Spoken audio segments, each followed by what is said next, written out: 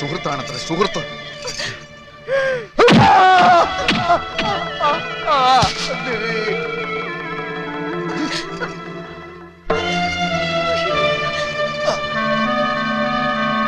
വഞ്ചകി വഞ്ചകി വഞ്ചകി.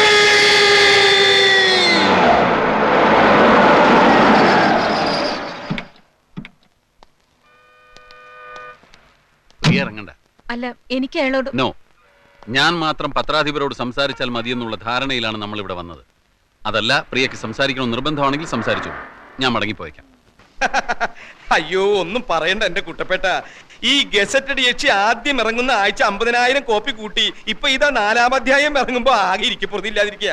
നാനാ ഭാഗത്തുനിന്ന് ഏജന്റുമാരുടെ കത്തും കമ്പിയും കൊണ്ട് ആഫീസ് നിറഞ്ഞിരിക്കുക. കോപ്പി പോരാന്ന് പറഞ്ഞോണ്ട്.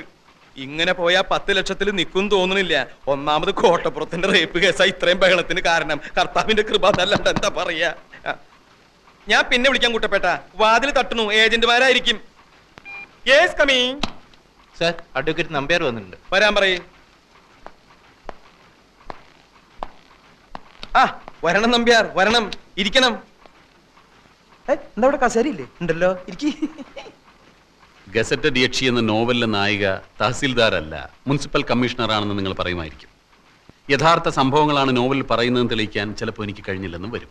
പക്ഷേ റേപ്പ് കേസിലെ പ്രതിയും നോവലിസ്റ്റും ഒരാളായതുകൊണ്ട് സാമാന്യ ബുദ്ധിയുള്ള ഏതൊരു ജഡ്ജിക്കും അദ്ദേഹത്തിൻ്റെതായ നിഗമനങ്ങളിലെത്താനും നിങ്ങളുടെ ഈ സ്ഥാപനം പൂട്ടിക്കാനുള്ള തീരുമാനങ്ങൾ എടുക്കാനും കഴിഞ്ഞെന്ന് വരും. ഞാൻ താങ്കളോട് പൂർണ്ണമായി യോജിക്കുന്നു. പക്ഷേ ഇത് ഇന്ത്യ മഹാരാജ്യമായതുകൊണ്ടും എന്റെ കയ്യിൽ ആവശ്യത്തിലേറെ പണമുള്ളത് കൊണ്ടും വേണ്ടി വന്നാൽ സുപ്രീം കോടതി വരെ പോകാമെന്ന വിശ്വാസമുള്ളത് കൊണ്ടും താങ്കളുടെ ഭീഷണി ഈ മാമച്ചനോട് വേണ്ട എന്ന് പറയാൻ ഞാൻ ആഗ്രഹിക്കുന്നു. നിങ്ങളുടെ ഈ പീറ നോവലിസ്റ്റ് ഉണ്ടല്ലോ, അയാൾ ഒരു റേപ്പ് കേസിൽ ജാമ്യത്തിൽ ഇറങ്ങിയ ആളാണെന്നും ഈ കേസിൽ സ്പെഷ്യൽ പ്രോസിക്യൂട്ടറായി ഞാൻ വിചാരിച്ചാൽ പലവിധ വകുപ്പുകളിലായി അയാൾ എത്ര വർഷം വേണമെങ്കിലും അകത്താക്കാൻ സാധിക്കുമെന്നും ഓർമ്മിക്കുന്നത് നന്നായിരിക്കും. ഓർമ്മയുണ്ടല്ലോ. ഈ നോവൽ പ്രസിദ്ധീകരിച്ചില്ലെങ്കിലും നിങ്ങളും നിങ്ങളുടെ ആ അലബലാതി യക്ഷിയും അതിന് ശ്രമിക്കുമെന്നറിയാലോ. അപ്പോ എന്ത് പ്രത്യാഘാതവും നേരിടാൻ ഒരുക്കമാണെന്ന് അർത്ഥം. അതെ, ഒരു കോംപ്രമൈസും ഇല്ല. കോംപ്രമൈസ് ആയിരുന്നു ഉദ്ദേശമെങ്കിലും ഭീഷണിയുടെ ഭാഷ പുറത്തെടുത്ത എന്തിനാ? ഈ മാമച്ചൻ ഒരു പേടിത്തൂറിയാണെന്ന് വിചാരിച്ചു അല്ലേ? മീൻ കച്ചവടത്തിൽ തുടങ്ങിയതാ ഞാൻ എന്റെ ജീവിതം. പിന്നീട് റബ്ബർ എസ്റ്റേറ്റ് ആയി. റബ്ബറിന് വില കുറഞ്ഞപ്പോ ഞാൻ സാഹിത്യത്തിലേക്ക് കിടന്നു. ആ എന്നോടോ? മിസ്റ്റർ, അവിവാഹിതയായ ഒരു ചെറുപ്പക്കാരി അപമാനിച്ചിട്ടല്ല നിങ്ങളുടെ വാരികയുടെ സർക്കുലേഷൻ കൂട്ടേണ്ടത്. അവിവാഹിതനായ എന്റെ നോവലിസ്റ്റിനെ കള്ളക്കേസിൽ കൊടുക്കാമെങ്കിൽ ഇങ്ങനെയും എനിക്ക് എന്റെ വാരികയുടെ സർക്കുലേഷൻ കൂട്ടാം. ഇനി ഞാനൊരു കോംപ്രമൈസ് പറയാം. കോട്ടപ്പുറത്തിന്റെ പേരിലുള്ള റേപ്പ് കേസ് പിൻവലിച്ചിട്ട് ഇങ്ങോട്ട് വരൂ. ഗസറ്റഡ് യക്ഷിയുടെ പ്രസിദ്ധീകരണം നിർത്തുന്ന കാര്യം അപ്പൊ ആലോചിക്കാം. ഇല്ല, ഇനിയിപ്പോ ഒന്നും നോക്കാനില്ല. ആ സ്കൗണ്ടറലിന് മാക്സിമം ശിക്ഷ വാങ്ങിച്ചു കൊടുക്കുക. എന്നിട്ട് ജയിലിനകത്തിട്ട് അവന് എഴുതുന്ന കൈയുണ്ടല്ലോ, പോലീസുകാർക്ക് കാശ് കൊടുത്ത് ആ കൈ തല്ലി ചതക്കുക. നാട്ടുകാരുടെ മുമ്പിൽ വിഴുപ്പലക്കണ്ടല്ലോ എന്നോർത്താ കോടതിക്ക് പുറത്തു വെച്ച് തീരുന്നെങ്കിൽ തീർന്നോട്ടെ എന്ന് കരുതിയത്. ഇപ്പൊ എനിക്ക് മനസ്സിലായി, ഈ വൃത്തികെട്ടവന്മാരെ വെറുതെ വിട്ടാൽ സമൂഹത്തിന് തന്നെ അത് വലിയ ദോഷം ചെയ്യും. പ്രിയ പറഞ്ഞതാ ശരി. ഇനി ഒന്നും ആലോചിക്കാനില്ല, ഒക്കെ ഇനി കോടതിയിൽ. Your Honor, you have already allowed petition 315 CRPC. So let me examine the accused number 1 and 2 as witnesses. Yes, you may proceed.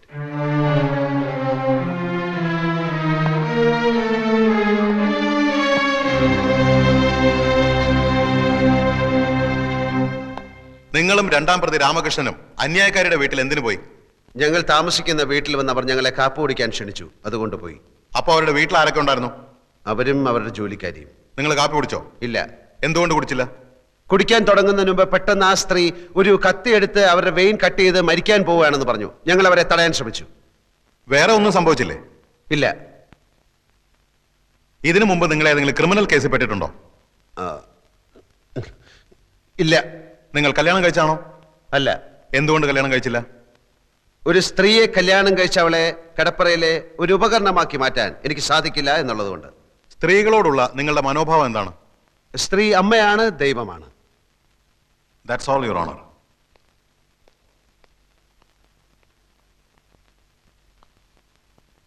ദൈവത്തെ അപമാനിക്കലാണോ നിങ്ങളുടെ ജോലി? എന്റെ ജോലി കഥ എഴുത്താണ്. അല്പം മുമ്പ് നിങ്ങൾ പറഞ്ഞു സ്ത്രീ അമ്മയാണ്, ദൈവമാണെന്നൊക്കെ. അങ്ങനെ പറഞ്ഞ നിങ്ങൾ ഗസറ്റഡ് യക്ഷി എന്ന ആഭാസകരമായ ഒരു നോവൽ എഴുതി സ്ത്രീ വർഗത്തെ തന്നെ അപമാനിക്കാൻ ശ്രമിക്കുകയാണെന്ന് ഞാൻ പറഞ്ഞാൽ നിഷേധിക്കാൻ പറ്റുമോ? നോവലല്ല ജീവിതം. ഓഹോ, സ്ത്രീയെക്കുറിച്ചുള്ള നിങ്ങളുടെ കാഴ്ചപ്പാടല്ലേ ആ നോവൽ എഴുതിയിരിക്കുന്നത്? അല്ല, ഈ ലോകത്ത് നല്ല സ്ത്രീകളും ചീത്ത സ്ത്രീകളുമുണ്ട്. നല്ല സ്ത്രീകളെ നായികമാരാക്കി ഞാൻ ധാരാളം നോവലുകൾ എഴുതിയിട്ടുണ്ട്. പക്ഷെ ഗസറ്റഡ് യക്ഷിയിലെ നായിക ഒരു വൃത്തികെട്ട സ്ത്രീയാണ് എന്ന് മാത്രം. അന്യായക്കാരിയോടുള്ള പക തീർക്കാനല്ലേ നിങ്ങൾ ആ നോവൽ എഴുതിയത്? കാശിന് വേണ്ടിയാണ് ഞാൻ നോവൽ എഴുതുന്നത്. ഗസറ്റഡ് യക്ഷിയിലെ നായികയുടെ ചിത്രത്തിന് അന്യായക്കാരിയുടെ മുഖം എങ്ങനെ വന്നു? അത് ചിത്രം വരച്ച ആളോട് ചോദിക്കണം. നിങ്ങൾ മദ്യപിക്കാറുണ്ടോ? ആ, അത്യാവശ്യം. ഇതുവരെ ഒരു കേസിലും പ്രതിയായിട്ടില്ല എന്ന് നിങ്ങൾ പറഞ്ഞു. മദ്യപിച്ച് അന്യായക്കാരിയുടെ വീട്ടിൽ കയറിയതിന് നിങ്ങളെ പോലീസ് അറസ്റ്റ് ചെയ്തിട്ടില്ലേ? രണ്ടാം പ്രതി രാമകൃഷ്ണന്റെ വീടാണെന്ന് കരുതിയാണ് ഞാൻ ആ വീട്ടിൽ കയറിയത്. എന്ത് കരുതി എന്നുള്ളതല്ല, നിങ്ങളെ പോലീസ് അറസ്റ്റ് ചെയ്തോ ഇല്ലയോ? പോലീസ് അറസ്റ്റ് ചെയ്തില്ല, എന്നെ കൂട്ടിക്കൊണ്ടുപോയി. SIക്ക് സത്യം ബോധ്യമായപ്പോ എന്നെ വെറുതെ വിട്ടു. ഈ സ്ത്രീകൾ തനിച്ച് താമസിക്കുന്ന വീട്ടിൽ കയറി ബ്രേക്ക്ഫാസ്റ്റ് കഴിക്കലാണോ നിങ്ങളുടെ ജോലി? ബ്രേക്ക്ഫാസ്റ്റ് കഴിക്കാൻ തോന്നുമ്പോൾ ആ വീട്ടിൽ സ്ത്രീകൾ തനിച്ചാണോ സംഘം ചേർന്നാണോ താമസിക്കുന്നത് എന്ന് ഞാൻ നോക്കാറില്ല. ഏത് സ്ത്രീ വിളിച്ചാലും നിങ്ങൾ ബ്രേക്ക്ഫാസ്റ്റ് കഴിക്കാൻ പോവോ? ബ്രേക്ക്ഫാസ്റ്റ് മാത്രമല്ല, ലഞ്ചും സപ്പറും ഒക്കെ കഴിക്കാൻ പോകും. വർഷങ്ങളായി മനസ്സിൽ കൊണ്ടു നടന്ന അന്യായക്കാരിയോടുള്ള പക തീർക്കാൻ വേണ്ടിയാണ് നിങ്ങൾ അവരെ മാനഭംഗം ചെയ്യാൻ ശ്രമിച്ചതെന്ന് ഞാൻ പറഞ്ഞാൽ നിഷേധിക്കാൻ കഴിയൂ? കഴിയും. ഞാൻ ഈ സ്ത്രീയെ ആദ്യമായി കാണുന്നത് തന്നെ ഏതാനും ദിവസങ്ങൾക്ക് മുൻപാണ്. ഓഹോ, സ്ത്രീയെ കിടപ്പറയിൽ വെറും ഒരു ഉപകരണമാക്കി മാറ്റാൻ സാധിക്കാത്തതുകൊണ്ടാണ് നിങ്ങൾ കല്യാണം കഴിക്കാത്തതെന്ന് ഇവിടെ പറഞ്ഞു. അതെ. നിങ്ങളുടെ അച്ഛന്റെ പേര് കൃഷ്ണമേനോൻ. അതെ. അമ്മ ലക്ഷ്മിക്കുട്ടി അമ്മ. അതെ. ഇതാരുടെ കല്യാണക്കത്താണ്? ഇതാരുടെ കല്യാണക്കത്താണെന്നാ ചോദിച്ചത്. പറയൂ. എന്റെ കല്യാണക്കത്താണ്. എന്ന് വെച്ചാൽ സ്ത്രീയെ കിടപ്പറയിലെ ഉപകരണമാക്കി മാറ്റാൻ ഇഷ്ടമില്ലാത്ത നിങ്ങളുടെ വിവാഹ ക്ഷണപത്രം. നിങ്ങളുടെ ഭാര്യ ഇപ്പൊ എവിടെ?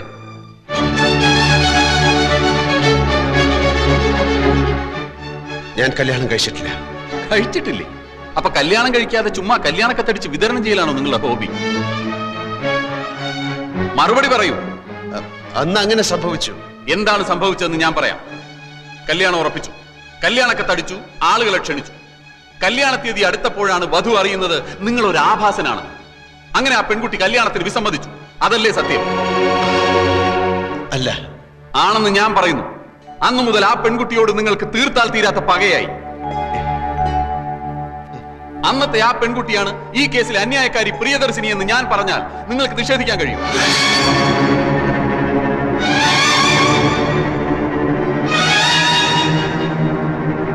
ഈ ക്ഷണക്കത്തിലെ വധു പ്രിയ മേനോൻ തന്നെയാണ് അന്യായക്കാരി പ്രിയദർശിനി. വരൻ വിദ്യാസാഗർ തന്നെയാണ് ഇപ്പോഴത്തെ ഈ novelist Sagar Kottappuram. Your honour, അന്ന് തന്നെ നിഷേധിച്ച പെൺകുട്ടിയോടുള്ള മുൻ വൈരാഗ്യം തീർക്കാൻ വർഷങ്ങളായി അവസരം തേടി നടന്ന പ്രതി ഒടുവിൽ ഈ കിട്ടിയ സന്ദർഭം ഇവിടെ ഉപയോഗപ്പെടുത്തുകയായിരുന്നു എന്നുള്ളതാണ് സത്യം. That's all your owner.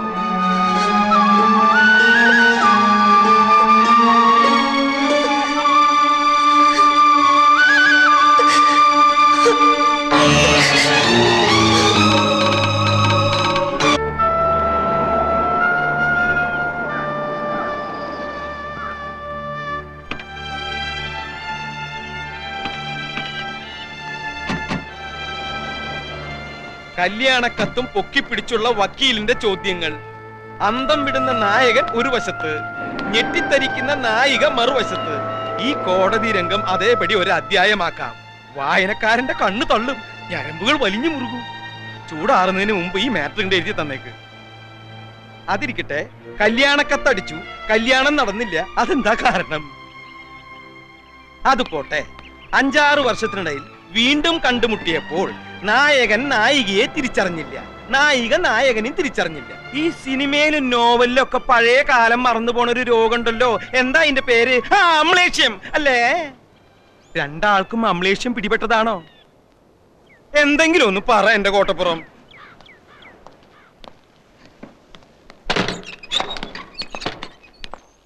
ഇപ്പൊ തന്നെ എഴുതി തന്നാ ഇപ്പൊ തന്നെ കമ്പോസിങ്ങിന് കൊടുക്കാം. നായകനും നായികയ്ക്കും അമ്ലേഷ്യം വേണ്ട, വായനക്കാര് വിശ്വസിക്കില്ല. ഒരാൾക്ക് മതി അമ്ലേഷ്യം. ഗസറ്റഡ് യക്ഷി അധ്യായം 6 അമ്ലേഷ്യം എന്ന ടൈറ്റിലും കൊടുക്കാം. കഴിഞ്ഞ ലക്കത്ത് കഥ എവിടെയാ നിൽക്കുന്നതെന്ന് അറിയോ? എവിടെ നിർത്തിയിരിക്കണേ? അതറിയാതെ ചുമ്മാ അമലേഷ്യം അമലേഷ്യം പുലമ്പിയിട്ട് കാര്യമില്ല. അമലേഷ്യം അങ്ങനെ ഒരു വാക്കില്ല. പിന്നെ ഈ മറവി രോഗത്തിന്റെ പേരെന്താന്ന്? അതൊന്നും അല്ല ഇവിടുത്തെ പ്രശ്നം. സാഹിത്യകാരൻ ജയദേവനെ അനിത വശത്താക്കി ദിലീപും ജയദേവനും ഈ പ്രശ്നത്തിൽ പൊരിഞ്ഞ അടി നടന്നു. ദിലീപ് മരിച്ചു, ജയദേവൻ ഒളിവിൽ പോയി. അവിടെയാ കഴിഞ്ഞ ലക്കം അവസാനിക്കുന്നത്. അടുത്ത ലക്കത്തിൽ പെട്ടെന്ന് എങ്ങനെ നായകനും നായികയും കോടതിയിലെത്തും? നായകനെ പോലീസ് പിടിക്കട്ടെ. എന്നിട്ട് നായകൻ പോലീസിനോട് പറയുന്നു നായികയുടെ പ്രേരണ മൂലമാണ് താൻ ദിലീപിനെ കൊന്നതെന്ന്. അപ്പൊ നായികയും പോലീസ് പിടിക്കും. അങ്ങനെ നായകനും നായികയും കോടതിയിൽ മുഖാമുഖം നിൽക്കും. വക്കീൽ ചോദ്യങ്ങൾ ചോദിക്കും. പെട്ടെന്നാണ് കഥയിൽ ട്വിസ്റ്റ് വരുന്നത്. അവർ പണ്ടെന്നോ കല്യാണക്കത്തടിച്ചിട്ടും കല്യാണം കഴിക്കാത്തവർ. അമ്ലേഷ്യം. എന്താ കുഴപ്പം? സാറിന്റെ അത്രയും മണ്ടന്മാരല്ല ഇവിടുത്തെ വായനക്കാർ. വായനക്കാർക്ക് അമ്പളേഷം പിടിപെട്ടാലും മതിയല്ലോ. എല്ലാം കോട്ടപ്പുറം തീരുമാനിച്ചോളൂ. പക്ഷെ എന്തെഴുതിയാലും വായനക്കാരന്റെ കണ്ണ് തള്ളണം, ഞരമ്പ് വലിഞ്ഞു മുറുകണം. ഒന്ന് എഴുതി തരൂന്നേ. ഒന്നിങ്ങോട്ട് വന്നേ. എന്തിനാ? അല്ല, ഒന്നിങ്ങോട്ട് വരൂ. കസേര അവിടെ ഇരുന്നോട്ടെ. ആയിരുന്നോട്ടെ. ദേ വരുന്നുട്ടോ കോട്ടപ്പുറം. അമ്ലേഷ്യം. ഇയാൾ എവിടുത്തുകാരനാടോ? ചങ്ക് പൊട്ടി നിൽക്കുന്ന ഒരു മനുഷ്യനോട് ഇങ്ങനെയാണോ സംസാരിക്കുന്നത്? കോടതി രംഗം കഥയാക്കണത്രേ. കോടതിയിൽ കണ്ടത് അയാളുടെ ജീവിതമാണ്. അത് തന്റെ അളിഞ്ഞ വാരികയിൽ എഴുതാനുള്ളതല്ല. അളിഞ്ഞ വാരികയോ മഞ്ചാടിയോ? എന്നെ പറഞ്ഞാൽ ഞാൻ സഹിക്കും. വാരികയെ പറ്റി പറഞ്ഞാലുണ്ടല്ലോ. ഇറങ്ങി പോടോ, ഒച്ച വെക്കാതെ. എന്നോട് ഇറങ്ങി പോവാനോ? താൻ ഇറങ്ങണോ ആദ്യം? ഞാനാ ഈ മുറിക്ക് വാടക കൊടുക്കണേ, അല്ല തന്റെ അപ്പാപ്പനെ. നമ്മൾ തമ്മിലുള്ള മുൻപരിചയമൊക്കെ ഞാൻ മറന്നുപോയി. കാരണം എനിക്ക് അമ്നേസിയാണ്. നമ്മൾ തമ്മിലുള്ള ധാരണ അനുസരിച്ച് കേസിൽ അനുകൂലമായ വിധി നേടിയെടുക്കുക എന്നുള്ളതായിരുന്നു ആവശ്യം. അതിനു വേണ്ടുന്നതേ ഞാൻ ചെയ്തുള്ളൂ. ഒരു കാര്യം മാത്രമേ എനിക്കറിയണ്ടു. എന്തുകൊണ്ട് ഈ വിവരം നേരത്തെ എന്നോട് പറഞ്ഞില്ല? പറഞ്ഞതുകൊണ്ട് കേസിന് പ്രത്യേകിച്ച് എന്തെങ്കിലും ഗുണം ഉണ്ടാവുമെന്ന് എനിക്ക് തോന്നിയില്ല. മാത്രമല്ല, ഞാൻ മറ്റൊരു രീതിയിലാണ് ചിന്തിച്ചത്. അയാളുമായിട്ടുള്ള ഈ പൂർവ്വബന്ധം ഞാനുമായി ഡിസ്കസ് ചെയ്യാൻ പ്രിയയ്ക്ക് താല്പര്യമില്ലെന്ന് എനിക്ക് തോന്നി. വിവാഹം നിശ്ചയിച്ചിട്ടും പ്രിയ അയാളെ അറിയുമായിരുന്നില്ല എന്ന കാര്യം ഞാൻ ഊഹിച്ചതേയില്ല. പ്രിയയെ അയാൾക്കും അറിയാമായിരുന്നില്ലേ? നമുക്ക് പിന്നീട് സംസാരിക്കാം.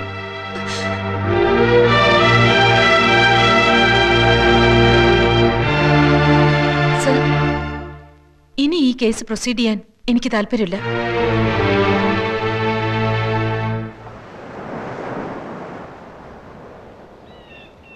എന്റെ ദൈവമേ.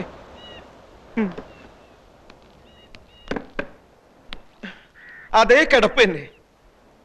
എഴുതാനുള്ള ഒരു നീക്കവും കാണുന്നില്ല. എന്നെ വേണമെങ്കിൽ ഒന്നുകൂടി തല്ലിക്കോ. എന്റെ സങ്കടം ഞാൻ പിന്നെ ആരോടാ പറയാ? എഴുന്നേൽക്ക കുടിക്കുക കെടുക്കുക, എഴുന്നേൽക്ക കുടിക്കുക കെടുക്കുക. സ്കോച്ച് വേണമെന്ന് പറഞ്ഞപ്പോ അതും വാങ്ങിച്ചു കൊടുത്തു. രൂപ എത്രയാ പൊടിച്ചത്?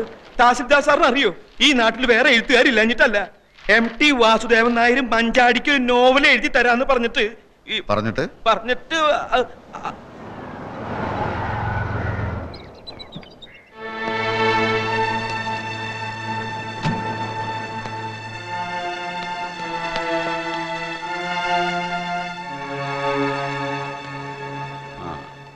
ആവശ്യമില്ലാത്തൊരു കേസാണിതെന്ന് അറിയാഞ്ഞിട്ടല്ല.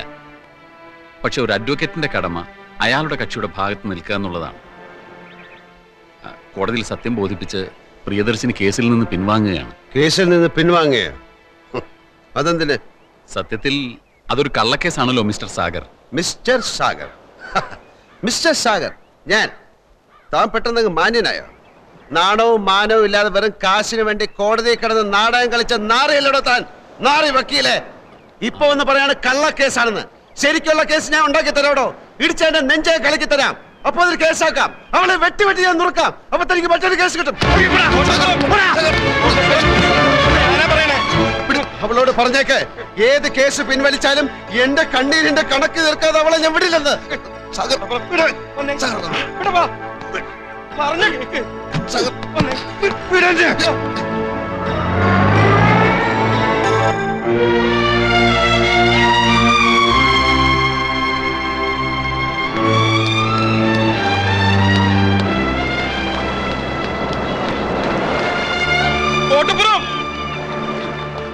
കോട്ടപ്പുറം നിക്ക്.